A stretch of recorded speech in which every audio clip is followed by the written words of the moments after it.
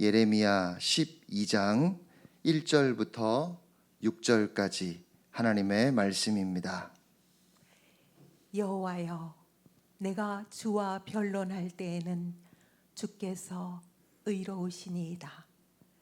그러나 내가 주께 질문하옵나니 악한 자의 길이 형통하며 반역한 자가 다 평안함은 무슨 까닭이니까? 주께서 그들을 심으심으로 그들이 뿌리가 박히고 장성하여 열매를 맺었거늘 그들의 입은 주께 가까우나 그들의 마음은 머니이다. 여호와여, 주께서 나를 아시고 나를 보시며 내 마음이 주를 향하여 어떠함을 감찰하시오니 양을 잡으려고 끌어냄과 같이 그들을 끌어내시되 죽일 날을 위하여 그들을 구별하옵소서.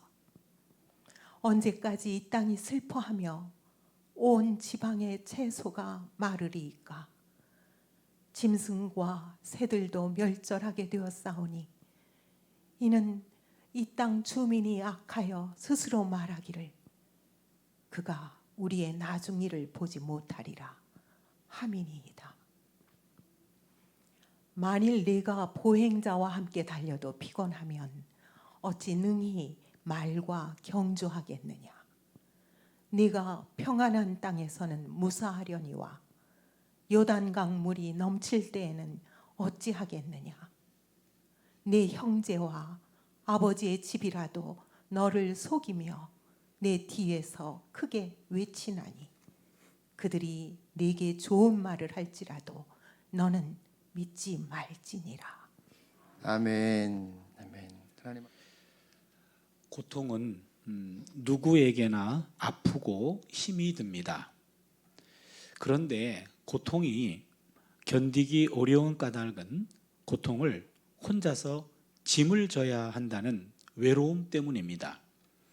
남이 대신할 수 없는 1인칭의 고독이 고통의 본질입니다. 여럿이 겪는 고통은 훨씬 가볍습니다.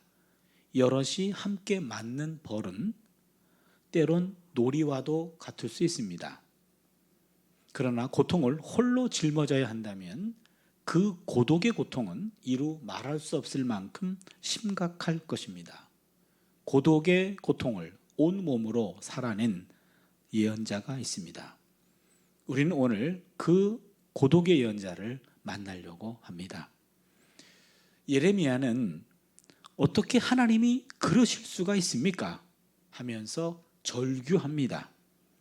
예레미야 12장 1절에서 6절은 예레미야의 두 번째 탄원 혹은 예레미야의 고백이라고 합니다.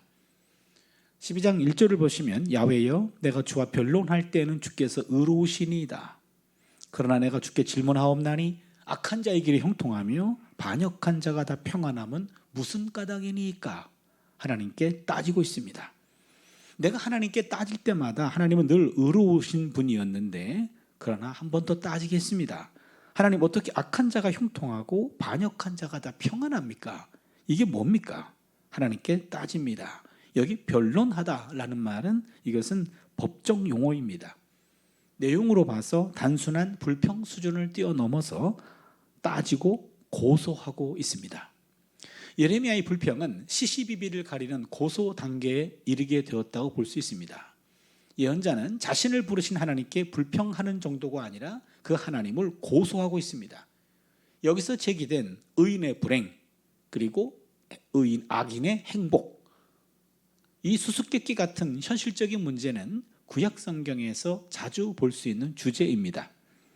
시편 73편 12절 13절을 보시면 볼지어다 이들은 악인들이라도 항상 평안하고 재물이 더욱 불어나도다.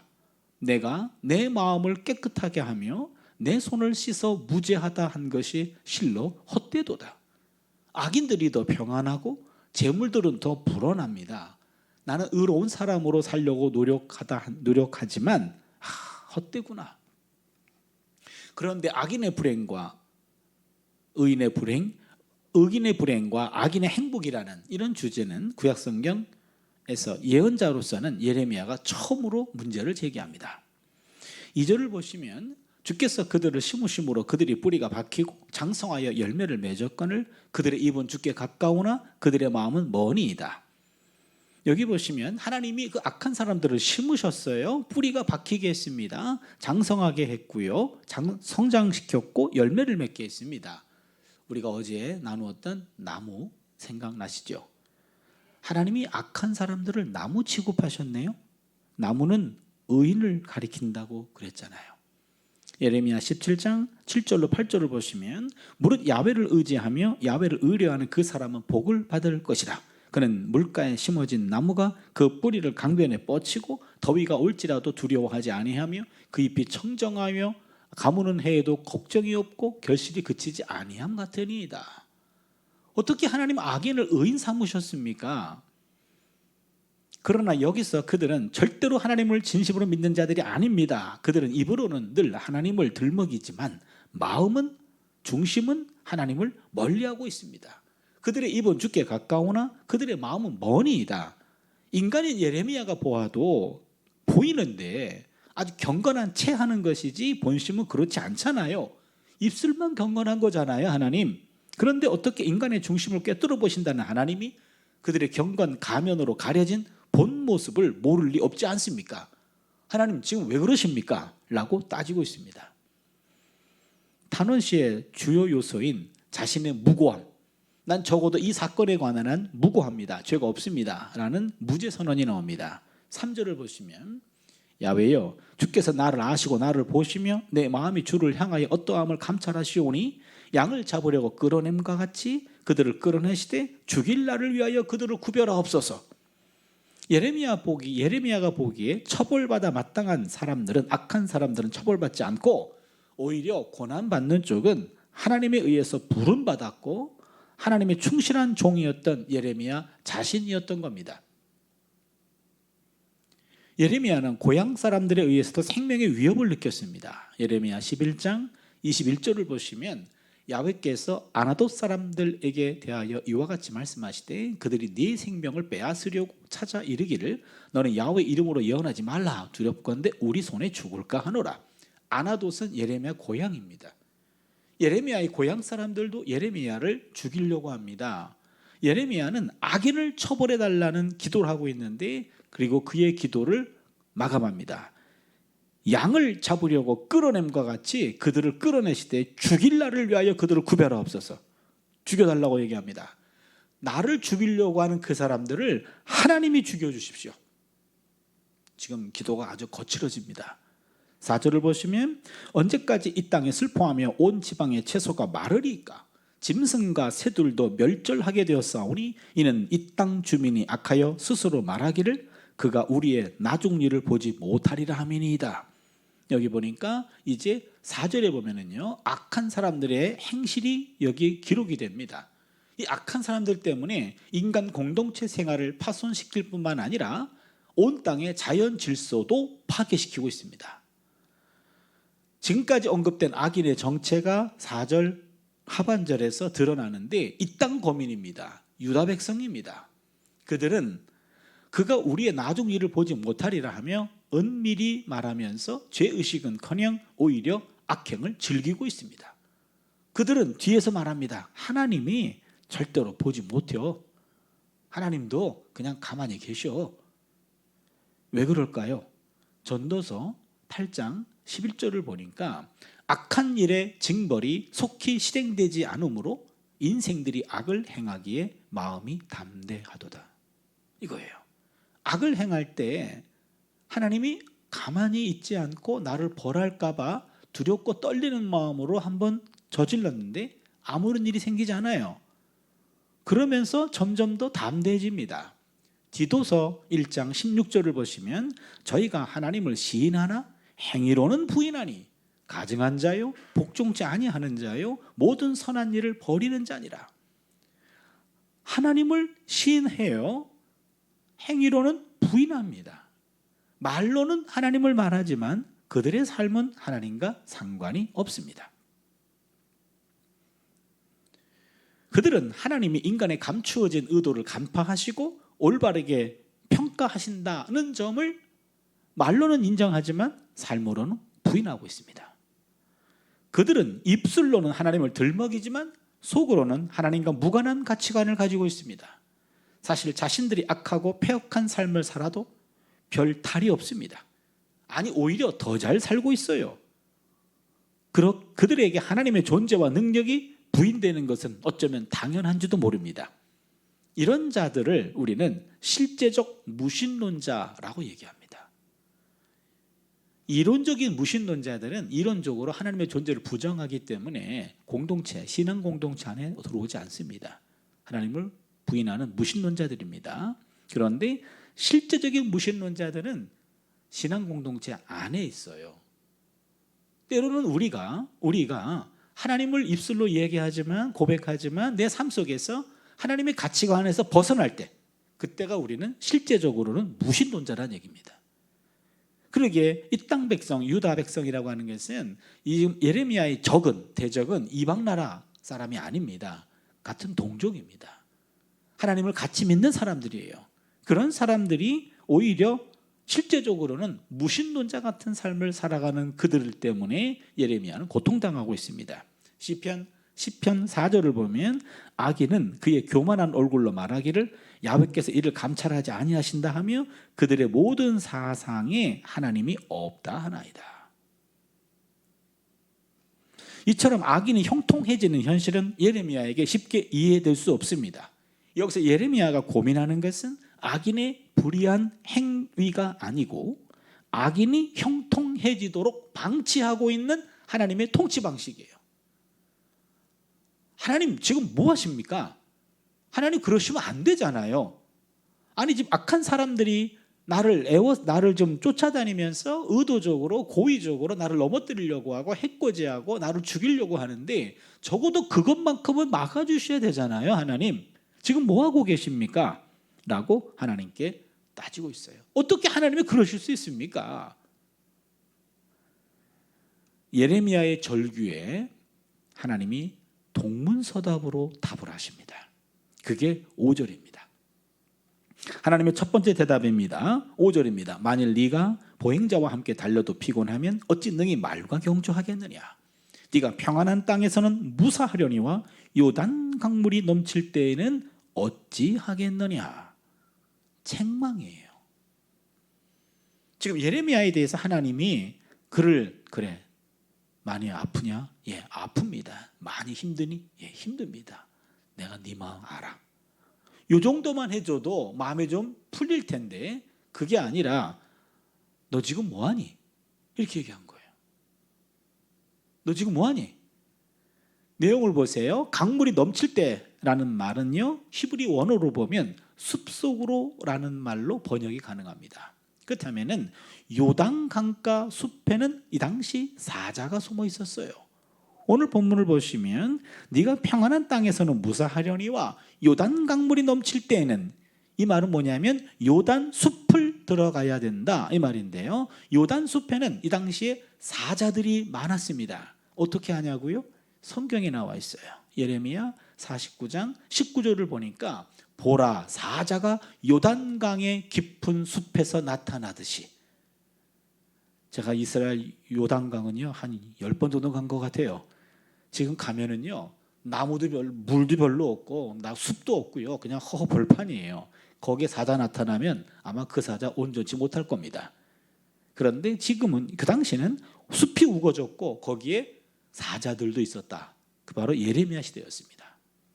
그런데 이게 무슨 말입니까? 악한 자들을 처벌할 것이라는 예레미야 11장 21절 23절의 일상적이고 통상적인 대답이 전혀 아닙니다. 이 대답은 참으로 이례적입니다. 예레미야뿐만 아니라 오늘 우리도 당혹스럽게 합니다. 예레미야의 진지한 질문에 대해서 하나님은 동문서답으로 답변하고 있는 것 같습니다. 완전히 무시하고 있습니다. 경고조의 책망입니다. 예레미야의 현 상황은 뛰어다니는 말도 아니고 걸어다니는 보병과 함께 경주하고 있다는 겁니다. 그것도 사자가 득실거리는 요단 숲풀도 아니고 평화로운 땅에 놓여 있다는 겁니다. 야, 너는 지금 보행자와 함께 달리고 있는데 앞으로는 말과 경주해야 돼. 너는 지금 그나마 지금 평안한 땅에 있어. 앞으로는 사자들이 득실거리는 요단 숲을 지나가야 돼. 지금 네가 한 게 뭐가 있다고 벌써 지쳤어? 그 얘기예요. 아니 지금 예레미야는 마치 복싱 선수가 12라운드를 뛰는데 링 위에 올라가가지고 12라운드를 다 뛰었어요. 그래가지고 하나님 더 이상 뛸 수가 없습니다. 그랬더니 너 아직 링 위에 올라가지도 않았어. 그 얘기예요. 아 이게 뭡니까? 상황을 보는 눈이 너무 달라요. 지금 예레미야가 하나님의 종으로 앞으로 감수해야 할 고통에 비하면 지금 고통은 아무것도 아니라는 겁니다. 하나님 이 땅에서 하시는 처사가 옳습니까? 그릅니까? 라고 따졌는데 옳고 그름의 문제가 아니라 너 지금 더 복종해야 돼 이 얘기입니다. 네가 뭘 안다고 옳고 그름을 따져. 너 지금 정신 차려. 보다 철저히 복종해야 돼 이 얘기합니다. 너무 황당합니다. 하나님의 말씀은 놀랍게도 여기서 멈춥니다. 야속할 정도입니다. 인간적인 이해를 포기한 복종이 어떤 유익을 가져다 줄 것인지 한마디 언급도 없습니다. 아마도 예레미야는 하나님의 질책에 그만 압도당하였던 것 같습니다. 마치 욥이 폭풍 가운데서 말씀하시는 하나님 앞에서 압도되어 침묵했듯이 이때 예레미야도 침묵했습니다. 이 하나님의 대답에 대하여 예레미야가 어떻게 반문했는지 더 이상 언급은 없습니다. 그러나 여기서 그의 사역이 끝나지 않고 사역이 지속되는 것으로 보아서 이 하나님의 책망에 대해서 이해할 수는 없지만 그렇다고 벗어나거나 외면할 수도 없는 하나님이기에 그는 순종의 길을 걸어가는 겁니다. 이에 대해서 마지막 6절이 또 하나의 하나님의 대답인데요. 예레미야는 여기서 다시 깨우칩니다. 그래도 믿을 것은 하나님밖에 없다라는 진실을. 6절을 보시면 내 형제와 아버지의 집이라도 너를 속이며 내 뒤에서 크게 외치나니 그들이 내게 좋은 말을 할지라도 너는 믿지 말지니라.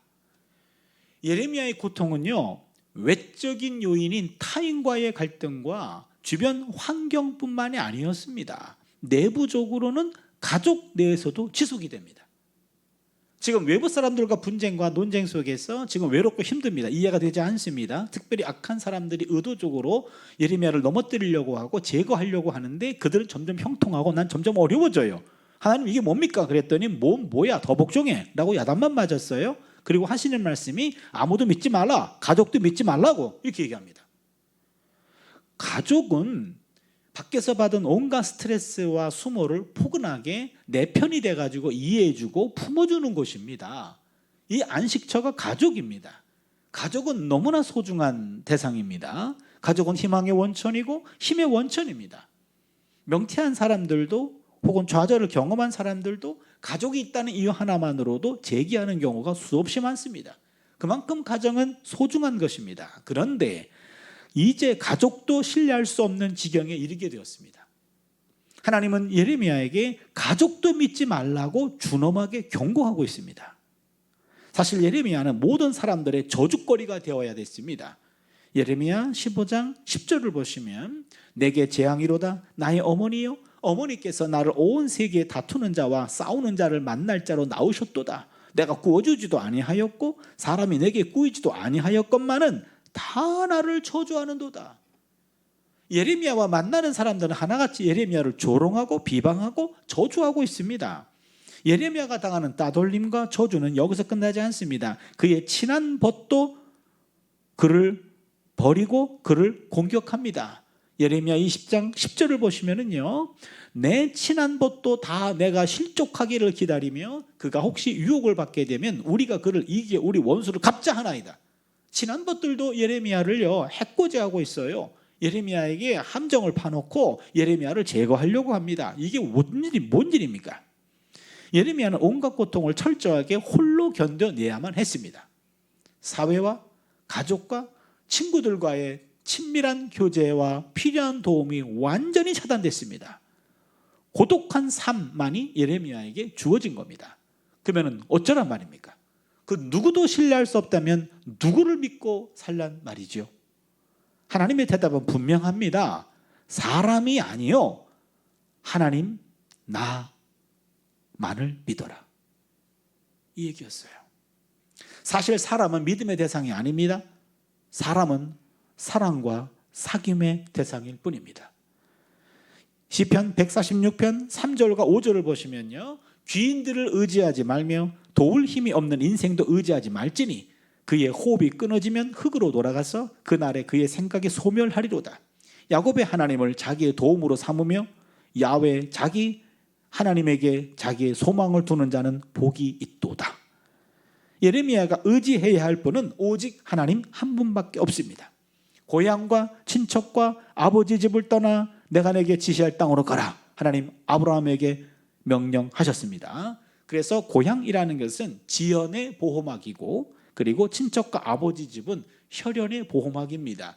모든 사람들은 지연의 보호막 안에 있고, 그리고 혈연의 보호막 안에 있습니다. 그런데 하나님 아브라함에게 그거를 떠나라고 얘기했어요. 내가 내게 지시할 땅으로 가라 라고 하는 말은 하나님이 오른쪽을 향하면 오른쪽을 향해 가고 왼쪽을 향하면 왼쪽을 향해 가야 됩니다. 아브라함은 인간의 보호 영역을 벗어나서 하나님의 손가락에 인생을 맡깁니다. 이게 하나님의 보호막입니다. 인간의 보호막은 눈에 보입니다. 하나님의 보호막은 눈에 보이지 않습니다. 눈에 보이지 않는 하나님의 보호막, 거기에 인생을 거는 거죠. 창세기 12장 1절이죠. 야훼께서 아브라함에게 이르시되 너는 너의 고향과 친척과 아버지의 집을 떠나 내가 내게 보여줄 땅으로 가라.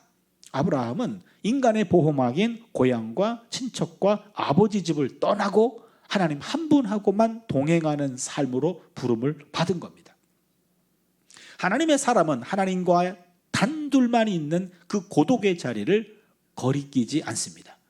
홀로 있어 보이는 그 고독의 자리가 홀로가 아님을 알기 때문입니다. 인간의 보호막에서 떨어져 나와 하나님 앞에 고독하게 홀로 서 있어 본 자만이 하나님의 은혜를 제대로 맛볼 수 있습니다. 제가 1988년도에 독일 유학을 갔습니다. 그 당시는요, 여행 자유화되기 전이었어요. 그래서 여러분, 그 국제공항에서 비행기를 탄다라는 것은 가문의 영광이고 교회의 자랑이었어요. 여러분, 그럴 때가 있었던 거 기억나실 겁니다. 그래서 아무개 권사님, 아무개 장로님이 미국에를 가신다. 그러면은 주보에 나와요. 아무개 권사님 그리고 장로님 미국에 언제 떠나십니다. 그러면은요, 주보에도 나오고 목사님하고 사모님하고 많은 교우들이 김포공항에 가가지고 그분을 무사히 다녀오시라고 이렇게 축복하고 기도해서 보내요. 그리고 귀국하실 때는요, 어느 날 귀국하십니다. 그러면은 다 공항 가가지고 맞이해요. 그게 교회의 문화고 자랑이었어요. 아무나 비행기 타는 게 아니었거든요. 초청받는 자만 갈 수 있었어요. 제가 유학 갈 때는 유학도 아무나 가는 게 아니었어요. 국가에서 시험을 쳤어요. 그리고 시험을 통과한 사람만 유학을 갈 수가 있습니다. 제가 그 시험을 쳤는데 제가 마지막 시험을 쳤어요. 그 시험을 치고 없어졌어요. 이때 88 올림픽 때문에 여행 자유화가 되었고 유학생 국가시험도 없어졌어요. 국가가 시험 치고 합격한 사람에 대해서 허락만 해줬지 장학금 주는 것도 아니었어요. 아무튼 비행기 타기 어려운 시절 저는 이때 비행기를 처음 탔어요. 유학 날짜에 맞춰서 10일 전에 결혼을 했고 그 다음에 10일 동안 여기저기 인사 다니고 드디어 이제는 김포공항에 가서 독일로 떠날 때였습니다. 이때가 28살, 제 아내가 26살이었어요. 김포공항에 이제 가서 마지막 인사를 하는데 우리 부모님, 제 아내 부모님, 내 동생, 이쪽 동생, 우리 교회 목사님 사모님, 저 교회 목사님 사모님, 우리 친구, 저 친구, 우리 교회 교우, 저 교회 교우, 내 제자, 저 제자, 내 친구, 저 친구, 한 80명 정도가 김포공항에 왔어요. 그리고는 우리 두 사람을 가운데다가 두고 삥 눌러가지고 예배를 드렸어요. 찬송을 하고 같이 이제는 통성으로 기도하는데 기분이 좋았어요. 국가를 대표해가지고 유학 가는 줄 알았어요. 그래서 이제는 다 뭐 친구들하고 인사하고 제자들하고 인사하고 그 다음에는 이제는 교우들하고도 인사하고 친척들하고도 인사하고 그 다음에 양쪽 교회 목사님 사모님께 인사하고 그 다음에는 이제는 동생들하고 인사하고 맨 마지막에 양가 부모님들에게 인사하고 그 다음에 이제는 비행기 타려고 들어갔습니다. 처음 비행기를 탔기 때문에 그냥 들어가면 비행기 속으로 들어가는 줄 알았어요. 근데 그게 아니잖아요. 거기서 기다리잖아요. 그리고는 우리 부모님들, 저쪽 부모님들은 끝까지 울면서 우리를 보고 계신 거예요. 그런데 이제는 딱 들어가는 순간 걱정이 되는 거예요. 미국은 그나마 친구도 있고 아는 사람도 있는데 독일은 아는 사람 한 사람도 없어요. 친구도 없어요. 독일은 학비가 없다는 것 때문에 가는 거예요. 그래서 가는데 걱정이 됩니다. 이제는 단 둘밖에 없는데 이제 독일 프랑크푸르트 공항 떨어지면 누가 우리를 픽업 나오고 어디로 가야 되고 어디서 잠을 자야 되나. 기도가 다시 나왔어요. 하나님, 마지막으로 묻겠습니다. 제가 유학 가는 게 맞습니까? 아닙니까? 그리고는 너무 두려워가지고 이제는 정말로 무거운 마음으로, 그렇게 떨리는 마음으로 기도하고 있는데 갑자기 제 아내가 자기도 떨렸던지 내 손을 꽉 잡던지 잡으면서 하는 말이, 여보, 난 당신만 믿어, 그런 거예요. 제가 여보소리를 그때 처음 들어봤어요. 지금도 여보 그러면 가슴이 덜컥 내려앉아요. 그때 제가 그랬어요. 나 믿지 말라고, 나도 지금 불안하다고. 옆에 있는 사람이 의지의 대상이 아니고 순간 짐이었어요. 그리고 이제는 나 혼자밖에 없는 거예요. 그러면서 다시 한번 하나님께 진지하게 기도하게 되더라고요. 아무도 없는 나 혼자만 있는 그런 고독의 실존을 경험해 보게 된 겁니다. 그런데 사실 사람과 사람 사이에 주고받는 위로는 불완전합니다. 한계가 있습니다. 내가 당한 슬픔과 괴로움을 함께 나눌 사람이 곁에 있어도 위로받지 못할 때가 있지 않습니까? 고독의 순간 하나님의 은혜가 더 크게 느껴집니다. 이것은 하나님의 보호막에서만 느낄 수 있는 겁니다. 그렇다면 사실 예레미야는 혼자가 아니었습니다. 그의 옆에는 하나님이 늘 계셨습니다. 하나님은 한순간도 당신의 사람의 옆을 떠나신 적이 없습니다. 허울뿐인 인간의 울타리를 벗어 던지자 강력한 하나님의 울타리가 그의 둘레를 감싸고 돈 겁니다. 욥기 1장 10절 우리가 첫날 읽었습니다. 주께서 그와 그의 집과 그의 모든 소유물을 울타리로 두르심 때문이 아니니까. 하나님은 우리를 울타리로 에워싸시면서 항상 우리와 함께 하십니다. 하나님은 예레미야의 절대 고독 체험을 통해서 인간이 홀로 있으면서도 절대적인 하나님이 그와 함께 하심을 느끼는 고독의 영성을 가르치신 겁니다. 예레미야는 지금 이러한 상황에 처해 있습니다. 예레미야는 하나님, 제게 어떻게 이루실 수 있습니까? 라고 탄식하지만 하나님께서는 이런 과정들을 통해 예레미야가 사람이나 환경을 의지하지 않고 오직 하나님만 의지하며 당당하게 살 수 있는 고독의 영성을 소유한 자로 만들어 가고 있는 중입니다. 예레미야를 완전히 고독으로 밀어 넣으면서 그에게 단 한순간도 떠나지 않았던 하나님, 고독의 순간 그분의 존재가 드디어 드러나는 겁니다.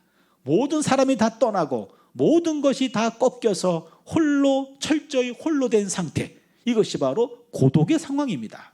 하지만 우리가 주목해야 할 점은 우리가 이 고독의 상태에 놓여 있을 때도 결코 혼자가 아니라는 사실입니다. 그때도 하나님께서 변함없이 우리와 함께 하신다는 사실입니다. 화이트헤드라고 하는 철학자는 고독이야말로 종교성의 본질이다 라고 말했습니다.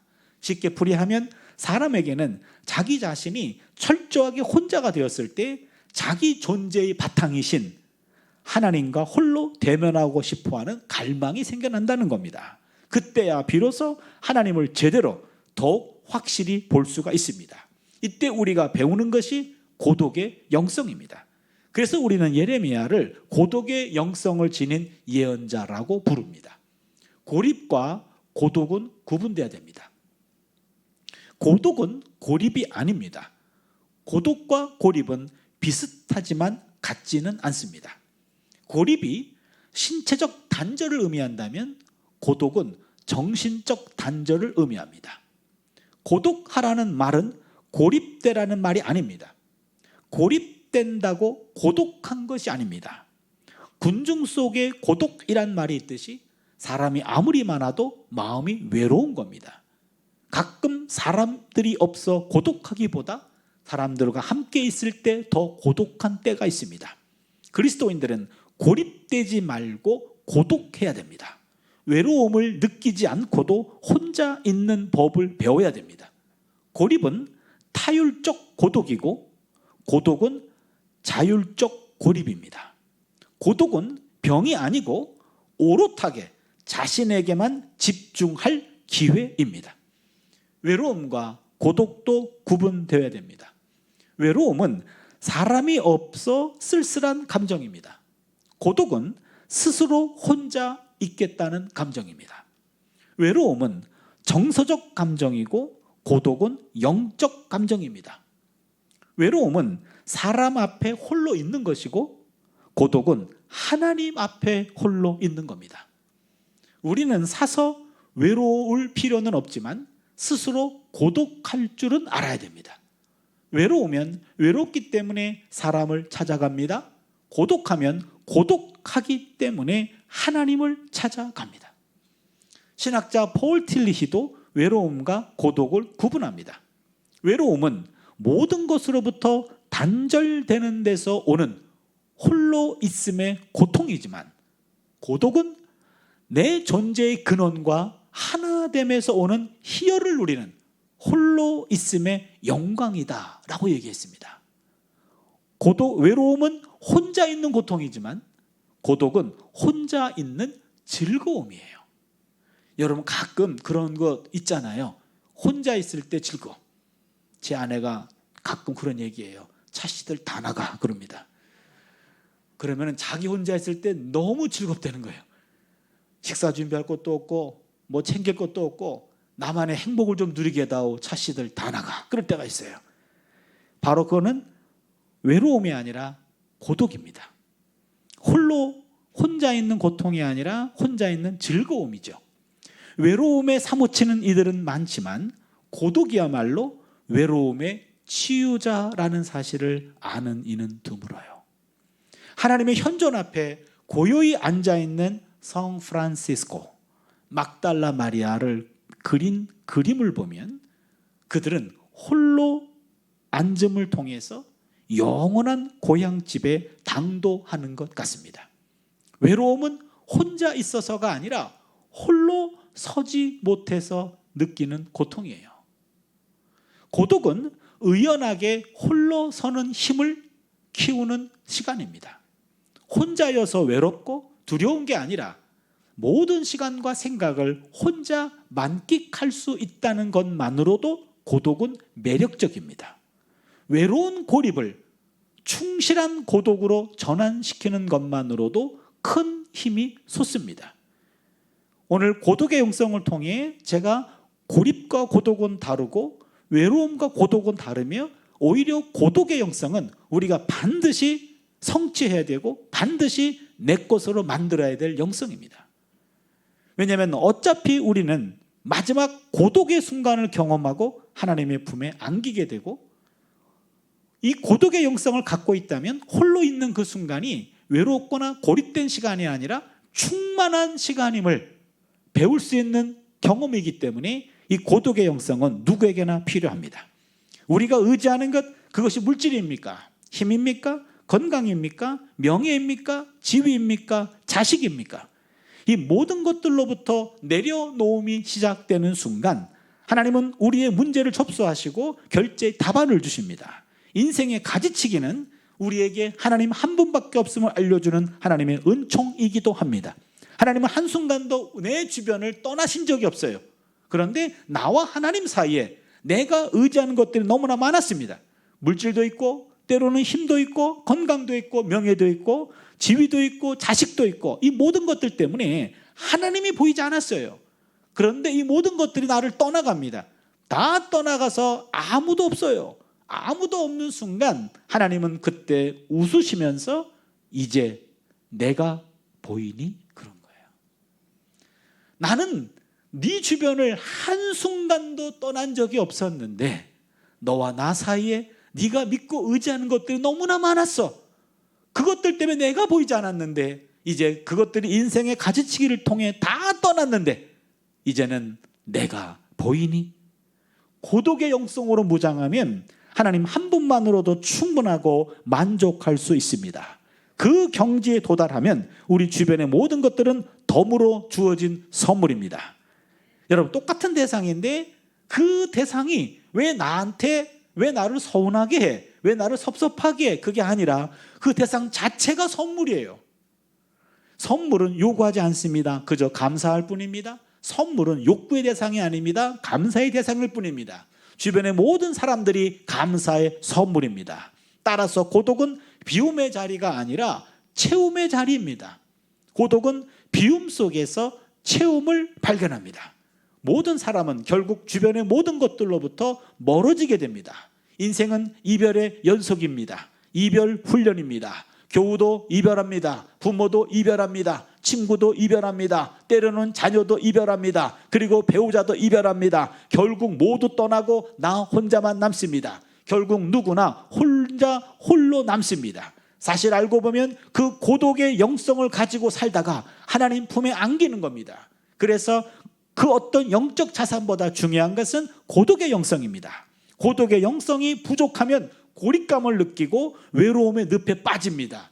이제 고독의 영성으로 무장이 돼서 충실한 고독에 이르러 지금부터 하나님 한 분만으로도 충만한 삶을 살 수 있기를 바랍니다.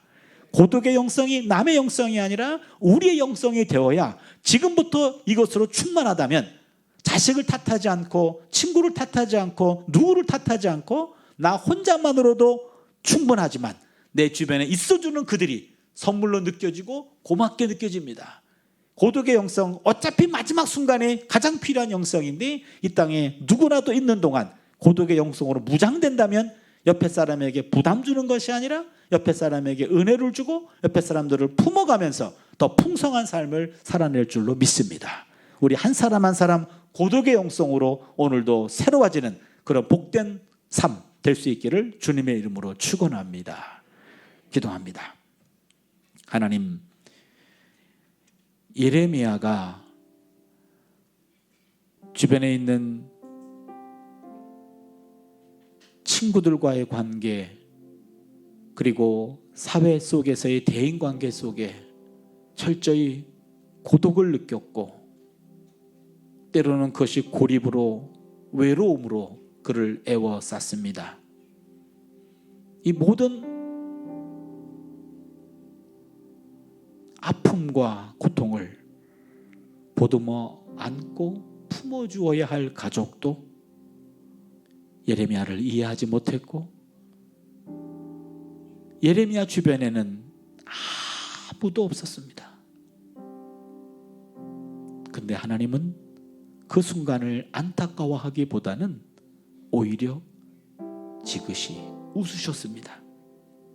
예레미야야, 이제 내가 보이니? 난 한순간도 내 주변을 떠난 적이 없었어. 너와 나 사이에 네가 믿고 의지하는 그것들이 너무 많아서 내가 보이지 않았던 거야. 이제 내가 보이니? 그 고독의 자리가 하나님으로 말미암아 충만한 자리였습니다. 하나님, 우리에게도 고독의 영성이 필요합니다. 그 누구도 내 마음을 함께 나눌 수 없는 그 고독의 순간, 바로 그 순간 하나님이 가장 가까이서 나를 품어주시는 시간인 줄로 믿습니다. 고독의 영성으로 다시 우리를 새롭게 하셔서 나 혼자가 아니라 하나님과 함께 인생길을 걸어가는 복된 인생 되게 하여 주시옵소서. 예수님의 이름으로 기도드리옵나이다. 아멘.